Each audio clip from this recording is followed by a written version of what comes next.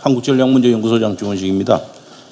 아까 그 정택한 사무총장이 발표하신 거를 다 들었고 다 동의를 하면서도 아까 그 말씀 중에 군심 위반이 된다 그랬는데 저는 이 재판제도 잘못되면은 나라가 기운다, 나라가 망한다 이렇게 봅니다. 왜냐하면 일제 시대 우리가 복속이 되기 전에 대한제국 하면서 1894년에 가보개혁을 했는데 형사재판제도를 바꿨거든요. 유린치 없애고 했는데 고종이 대한제국 만들면서 보수반동화 해가지고 다시 그걸 이렇게 무력화 시키는 바람에 백동화 발행된 거 하고 이 인플레 때문에 민심 위반돼가 조선이 망했다 이렇게 보는 시각이 도면의 교수의 한국 근대 형사재판제도사에 보면은 이게 아주 잘 설명이 되어 있습니다. 근데 이제 이번 이 사법제도와 관련된 이러한 그 분란이 국민적 감정이 굉장히 악화된 상태에서 지금 처리가 되고 있다 이렇게 봅니다. 우리 헌법보다 더 높은 게 국민정서법이거든요. 이 국민정서법의 눈치를 보고 국방부에서는 안 해나 다라고 저는 예상을 했어요. 군기교육은 대대장 이상 지휘관 승인하에 시킨다. 이런 조치를 내렸습니다. 그런데 이러한 사법금 제도의 변경 시도가 김대중 정부, 노무현 정부, 문재인 정부의 좌파 정권 시절에 계속 시도되었다가 노무현 정부 시절에는 남재준 육군 총장이 반대를 하고 군 지휘관들이 문제점을 들이대면서 개편에 대한 반대를 이렇게 발언을 아주 강하게 했어요. 그런데 이것이 이제 21년도 아까 말씀하신 그런 군사법원법의 개정을 통해서 이렇게 아까 세 가지를 제외하고 민간 법원에서 이제 세 가지 경찰에 수사해 가지고 민간 법원에서 재판을 받게 되었습니다. 그런데 이제 이 페이지 유인물 2페이지를 보시면은 6.25 때 말이죠. 워커 장군이 그 하만 쪽에 북극은 6사단이 갑자기 들이닥쳤습니다. 그러니까 큰일 났다. 상주에 있던 25사단 킨 장군한테 야, 그 하만하고 마산 쪽에 틀어막아 해가지고 180km를 밤새워 달려가지고 이렇게 킨 특수임무부대를 투입해가지고 간신히 이 낙동강 방선을 했는데 그때 워커가 뭐라 그랬냐면 stand or die. 진지사수 안 하면 죽어라. 그래서 그러니까 미 의회에서 난리가 났습니다. 아니 그런 무식한 군국주의 같은 발언이 어디 있냐. 그러니까 메가드가 뭐라 그랬냐면은 민주주의 군대 내에 있어도 군대 내에 민주주의는 없다 하는 이런 발언으로 아주 그 워커 장군을 옹호를 했습니다. 이 군 업무를 하는 게 돌격하면 전사할 가능성이 있는 그런 상황에서도 투입 지시를 내리면 그 받들어야 되는 이런 상황인데 이거를 인권을 무시했냐 안 했냐 하는 이런 그 군 임무 수행 간에 이러한 사고를 인권법을 적용해야 되느냐. 군형법부가 군인 복무교율이 있거든요. 그럼 그거를 적용하면 되는데 왜 이렇게 무리를 하는지를 모르겠다 하는 그런 상황을 우리가 알 수가 있습니다. 근데 문재인 대통령 시절에 국군 통수권자가 같은 국가기관입니다. 경찰하고 군 헌병, 군사경찰로 이름이 바뀌었습니다만은 이걸 넘기는 과정에서 얼마나 수많은 그 알력이 생기고 또 갈등이 생기고 있습니까? 이건 지휘관이 국군 통수권자가 해야 될 조치가 아니다. 저는 그렇게 봅니다. 그리고 그러면은 이게 어떤 목적으로 했느냐? 군을 형해하고 무력화하기 위한 조치가 아니냐 하는 그런 시각을 우리가 보여주고 있습니다. 제가 이제 페이스북에 이거 집단 지성이 과연 여론이 어떤 걸 알아보기 위해서 한번 해보니까 극명하게 갈려요. 연령이 좀 연료하신 분들은 당장 돌려줘라 군으로. 그 다음에 젊은 세대들은 군에서 그만큼 여태까지 잘못했으니까 이게 뺏긴 게 아니냐 이런 시각으로 극단적으로 대립되고 있다 하는 말씀을 드리고 싶습니다. 그런데 이제 우리 군에서 그 의무제도 있지 않습니까? 의무제도는 군의관이 의무대 야전병원 통합병원을 거쳐가지고 안 되면은 민간기관에서 치료를 하거든요. 그리고 비용을 또 군에서 부담을 합니다. 그런데 이 군사법제도도 군에서 해결이 안 되는 사항은 삼심제도에 의해서 보장이 돼 있는데 왜 이거를 그렇게 무리하게 그걸 하느냐. 이 군 작전의 특수성을 무시한 처사다 하는 이런 이야기를 하고 있습니다. 그래서 일부 많은 분들이 지적하고 있는 것이 대한민국 체제를 지키는 그 어떤 기관이 5개가 있는데 검찰, 경찰, 기무사, 국정원, 군인데 이게 수사권 박탈하고 국정원의 간첩 그 수사권 박탈, 기무사 무력화 이런 것들이 결국은 안보를 강화시켰느냐 약화시켰느냐 하는 이런 관점에서 보면은 이게 의도가 뭐냐 하는 것을 의심하는 분들이 많다 하는 그런 사례를 우리가 알 수가 있습니다. 그 다음에 제가 그 유인물에 애국군들은 지금 어떻게 하고 있느냐를 미국, 자위대, 독일, 프랑스, 영국군, 중국군, 대만을 그랬는데 대만은 우리하고 비슷하더라고요. 접경하고 있는. 그런데 가장 합리적인 교전은 영국군이라고 이렇게 봤습니다. 유인물을 참조해 보시면은 사안에 따라서 누가 주도하느냐 이거를 협의하도록 되어 있더라고요. 그 다음에 이제 군 사망사고 관련해서 고법 부장판사 최근에 퇴임한 분의 그 의견은 이거 잘못됐다. 국방부도 잘못했고 지금 현재 이런 여러 가지 국회에서 논의되고 있는 이런 것도 문제가 있다 이렇게 지적을 하셨습니다. 저는 이 제시된 이러한 사항에 대한 평가를 해볼 때에 군이 이제 핵가족화 이 상황에서 병사들이 이 젊은이들이 이제 집단 속으로 들어오다 보니까 이 갈등이 많이 생기고 사고가 생길 수밖에 없습니다.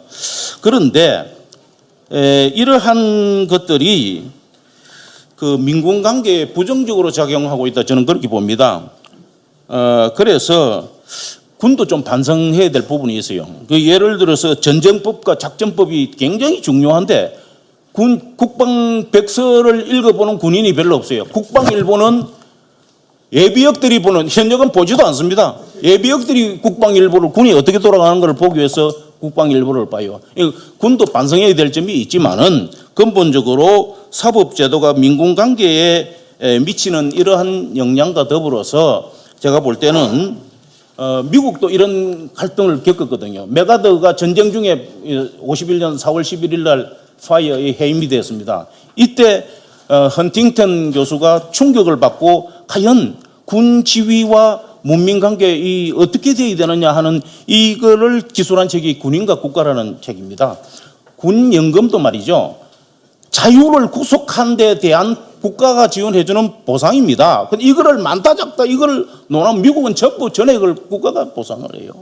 이런 점을 우리가 좀 해야 되는데 이게 전시에는 이제 다시 군에서 재판을 합니다. 그러면 평소에 전혀 안 하다가 군에서 갑자기 이렇게 전시에 될 수 있느냐 일어나시켜야 된다 하는 그런 측면에서 말씀드리고 싶고 군인도 아까 말씀드린 리걸 마인드 지휘관들이 예전에는 영창 보내해놓고 그 절차가 잘못돼가지고 지금 다시 무효화되는 게 얼마나 많습니까? 그래서 앞으로 이 군 지휘도 리걸 마인드, 이 법적 마인드를 가지고 지휘를 해야 된다 하는 이런 점을 말씀드리고 싶고 또 하나는 그러면은 군 전투력을 국민이 키워야 되는데 이 사망사고를 전부 이처럼 작전 수행 중인 그런 상황, 즉 함정이 배 타고 가다가 어떤 사고 생기실 때 그럼 작전 중단하고 돌아와야 되느냐 사건 처리하기 위해서 이러한 문제에 대해서 또 오발사고 사격 훈련하다가 오발사고 나면은 그 훈련 중단하고 뭐 그거 처리한다고 뭐 또 난장판이 됩니다. 이런 측면에서 우리가 좀 군의 특수성을 인정해야 된다 하는 이런 말씀을 드리고 싶고 그래서 어떻게 보면은 이제 국방감찰관 제도 또는 이 전체적으로 국방부에서 통합하고 있다가 어떤 사건을 전문기관이 이렇게 조사하고 처리하는 이런 방향으로 좀 갔으면 좋겠다 하는 이런 말씀을 드리고 싶고요. 근데 이제 군의 사기가 이게 군의 간부의 사기냐, 군 전체의 사기냐 하는 이런 관점에서 여러 가지 의견이 나올 수가 있는데 제 결론은 어떤 군의 사법제도는 일원화돼야 된다 하는 그런 관점에서 돌려줘야 된다 이렇게 생각합니다. 이상입니다.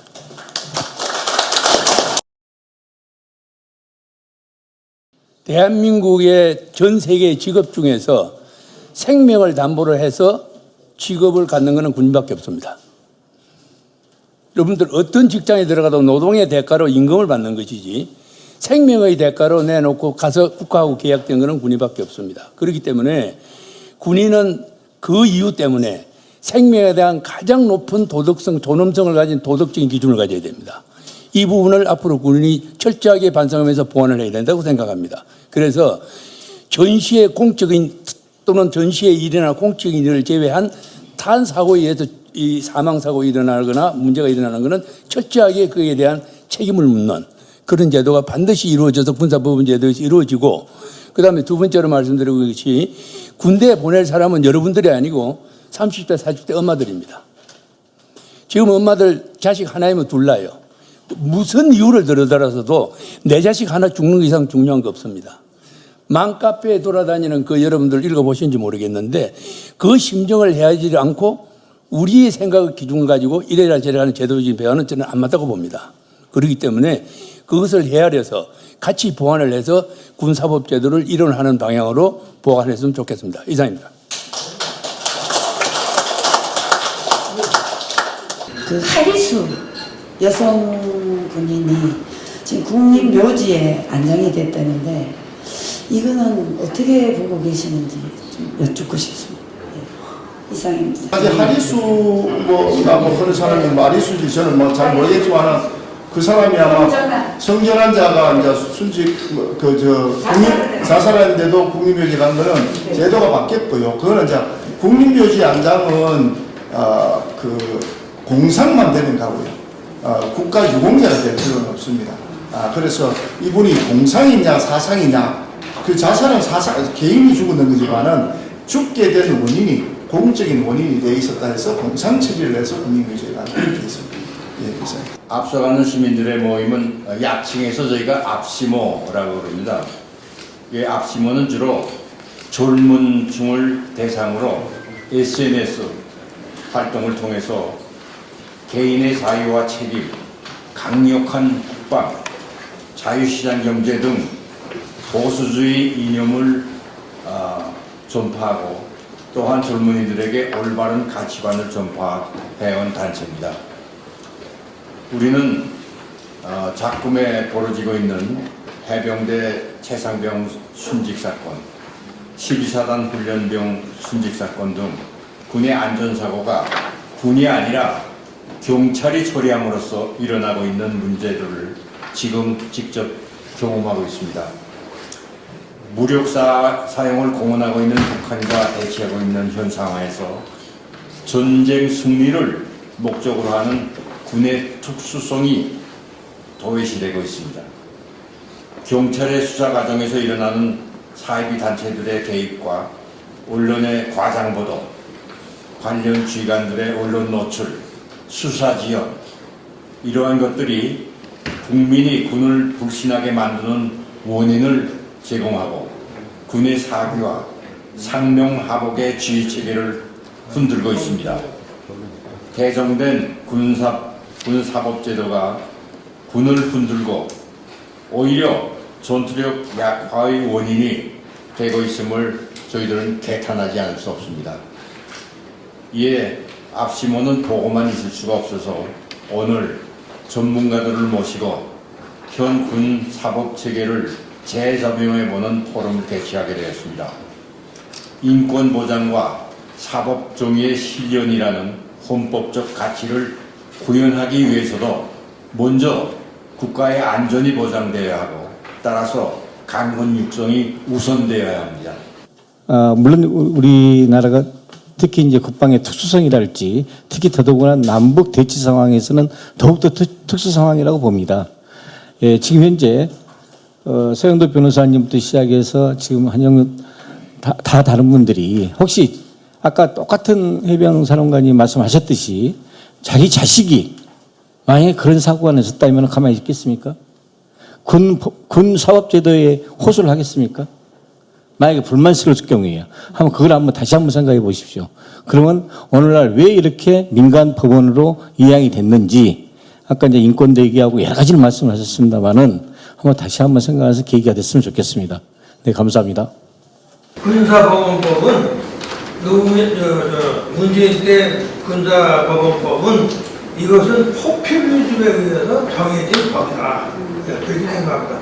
다시 말하면 표를 얻기 위해서 지금 젊은 어머니들, 그다음에 젊은 청년들, 이 사람들은 그게 정의라고 다 생각하는 거죠.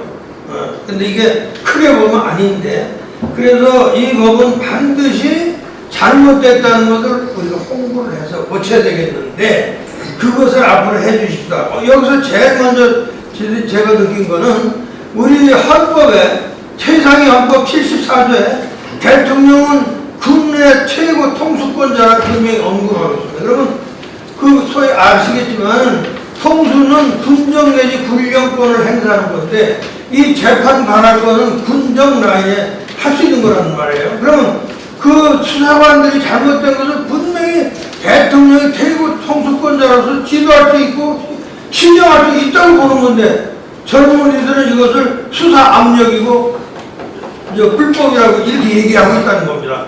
실제로 그래요. 그러면서 그들은 뭐라고 얘기하냐면, 심지어 우리 해병대 젊은 장군들도 부당한 지시는 거부할 수 있다, 받아갈 수 있다, 이렇게 얘기를 하는 사람이 많아요.